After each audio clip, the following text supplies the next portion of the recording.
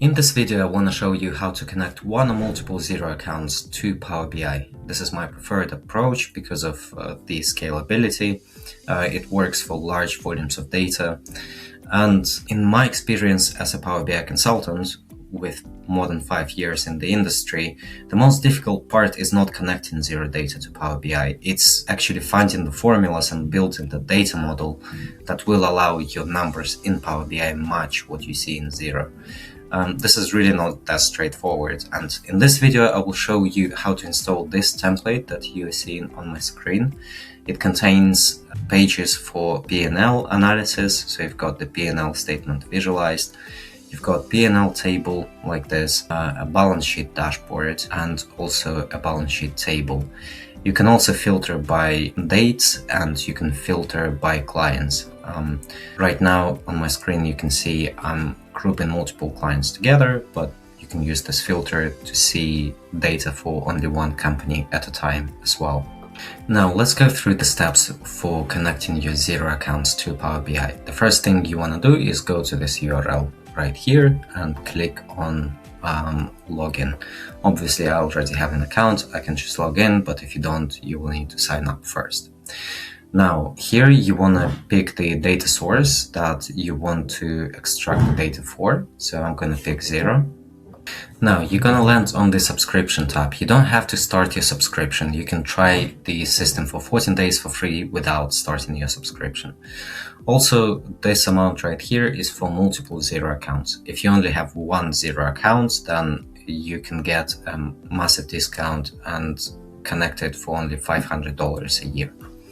So now I'm going to navigate away from subscriptions and go to install. And here I have an option. I can either extract data to my own SQL Server database, or if I don't have a database or I don't know how to create it, I can just click on install and the system will create a new Azure SQL Server database for me. Here's why I prefer this approach. You have a lot of data in Xero. Many companies have great many transactions running through their Xero account every month. This means that if you're extracting data directly to Power BI, you're sending very large data requests to the API that take a lot of time to execute. And in fact, they can fail if they are running for too long.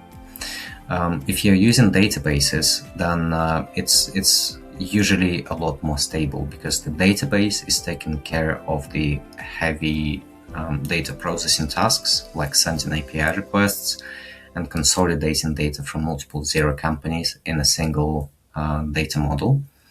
But with direct Power BI connectors, you get Power BI to do unnecessarily heavy work. And this can lead to errors and unstable reports. I have a different video on how to create a database on your account. So if you want to create your own Azure SQL Server database and load the data to it, I will leave a link to this video right here, so you can see all the steps and do that instead. Now that my SQL Server database is created, you can see that we have this next menu where we can connect our Xero account. So I'm gonna click the Connect to Xero button, and I'm going to enter my credentials. Now I have two-factor authorization on my Xero account, you probably do too, so just go to your Authenticator app and enter the code. From here you need to select a Xero organization that you want to connect, so you can also continue with multiple organizations, so I'm going to do that. And we're now redirected back to the original menu where you can see your company is added. Now, on the background, our system will be publishing a cloud function that is responsible for refreshing your data on a schedule. The data would be refreshed every 4 hours, but this schedule can be adjusted for different clients. Now, you can monitor the progress of your data load on the refresh status tab. So if I'm just gonna go to this tab, I will see all the tables that are being extracted, and I will see their status. So once the status is 100% for all the tables, that means my data is fully loaded and it's ready for me to use. But yeah, do bear in mind that this process can take a while, especially for accounts with a lot of data. So, if you're one of those people with a lot of data on your Xero account, just give it about an hour. But many accounts are just take a couple of minutes or up to 10 minutes. Once you see that your data is loaded 100%, that means it's ready for you to use. You can also launch data refresh at any time by pressing this button. So this is when you're making changes to Xero and you want to refresh the data immediately.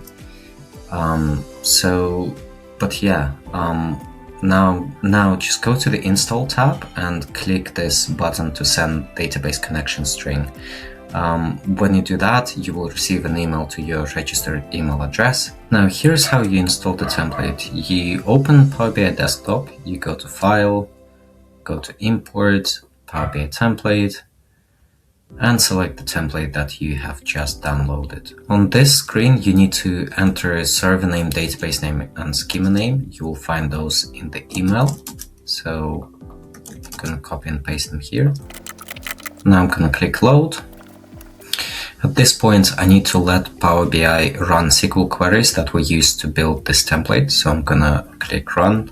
Now I need to choose how I'm going to authenticate to the database. I'm going to switch from Windows to database, and I will need to use the username and password from here. So I'm going to choose those, copy and paste, and then click Connect. Now that all the data is loaded, you will essentially get a template like this. So you've got the P&L statement visualized. You can filter by client, you can filter by dates. You also have other tabs for balance sheet, for P&L, and stuff like that. So I hope you found this video useful, and if you have any questions about how to connect Xero to Power BI, let me know in the comments. I'll be sure to reply to every comment under this video. Thank you very much, and I hope you create great Xero Power BI dashboards.